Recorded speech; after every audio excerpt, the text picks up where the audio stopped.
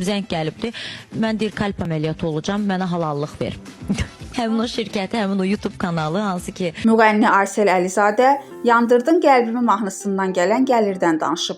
Bugün TV xəbər verir ki, sənətçi İncə Səhər proqramında bu gəlirin ona qismət olmadığını deyib. Aysel bildirib ki, bir türk şirkəti onu aldadıb və pulu özü mənimsəyib. Mənə bunu yaşadan insan zəng vurdu ki, halallıq ver, əməliyyat olunuram.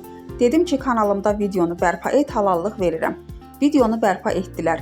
Əməliyyatdan çıxandan sonra yenidən kanalımı bağlatdırdı. Mahnıma görə həmin şirkət 8 il içində $500 milyon çox qazanıb. Hüsniyə Salmanova, Bugün TV.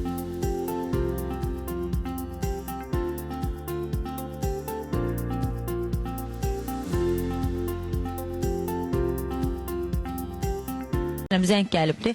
Mən deyir kalp əməliyyatı olacağım, mənə halallıq ver.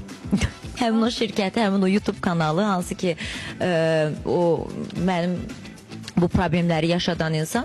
Dedim, mən sənə halallıq verirəm.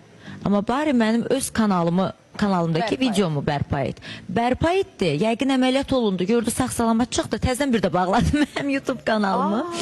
İnsan bəlkə də bu mənim düşüncəmdir. Amma hər bir halda bir insan mənə elə gəlir heç bir zaman mən düşünmürəm ki, o insan həyatda xeyir tapa bilər ki, hansı ki halallıq almadan o insanı sən durmadan illərdir, yəni belə deyim də çox az bir miqdar deyil ha, 8 il içində yəni $500 milyonu keçib.